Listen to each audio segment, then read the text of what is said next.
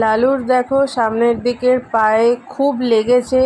জানি না ও কোথাও মারপিট করেছে নাকি নর্দমায় পা ঢুকিয়েছে, কেটে গেছে, ছড়ে গেছে, ও হাঁটতে পারছে না, প্রচণ্ড ওর কষ্ট হচ্ছে। এই যে শুধু এইভাবে বসে আছে, কোনো রকমে খুঁড়িয়ে খুঁড়িয়ে এলো।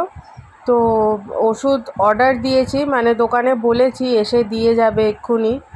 আর একটুখানি বিস্কিট দিলাম আর দুধ দিলাম। ওর চোখ মুখ ব্যথায় পুরো ফুলে গেছে, কোনো রকমের ও খুঁড়িয়ে খুঁড়িয়ে হেঁটে এলো। ওই যে দেখো সামনের পাটা, দেখে প্রচণ্ড কষ্ট হচ্ছে। তো ওষুধ লাগাবার জন্য আর কি দিয়ে যাবে, তো সেটাই সঙ্গে সঙ্গে দেখি লাগাবো। ও কিরম কি থাকে না থাকে আমি জানি না, ও এত কষ্ট পাচ্ছে দেখে আমাদের খুব খারাপ লাগছে।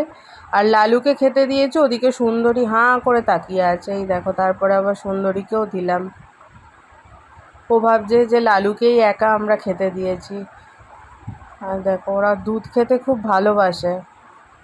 এই যে এই স্প্রেটা দিয়েছে, মানে ডগ ক্যাট যে আর কি শপ আছে সেখান থেকে এই স্প্রেটা দিয়েছে। তো বললো যে এটা দিনে সকালবেলা 2-3 বার, বিকালবেলা 2-3 বার যখন আসবে স্প্রে করতে বলছে। তো 3-4 দিনে ঠিক হয়ে যাবে যদি প্রপার ঠিক করে স্প্রে করা হয়। তো এই যে স্যান্ডি নিয়েছে, ওকে স্প্রেটা লাগাবে বলে। এটা আমাদের কাছে তো এরকম ফার্স্ট টাইম, ওই জন্য স্যান্ডি ভয় পাচ্ছে একটু একটু। মানে ও কামড়াবে না, কিন্তু ওর যে ব্যথাটা সঙ্গে সঙ্গে হবে না, ওটা ও সহ্য করতে পারবে না। এই যে দেখো, ওটার জন্য ও যদি কোনো রকমভাবে, ও তো না বুঝেই আঘাতটা করবে না। ও তো এখন বুঝতে পারছে না যে ওর ভালোর জন্য আমরা এটা করছি। তা দুজনে মিলে ধরে আছি। ও স্যান্ডি বলে ও কিছু করবে না স্যান্ডিকে, এটা আমার বিশ্বাস ওর, যে ও জানে স্যান্ডি ওকে খুব ভালোবাসে। তো হয়ে গেছে, এই দেখো এইভাবে বসে আছে।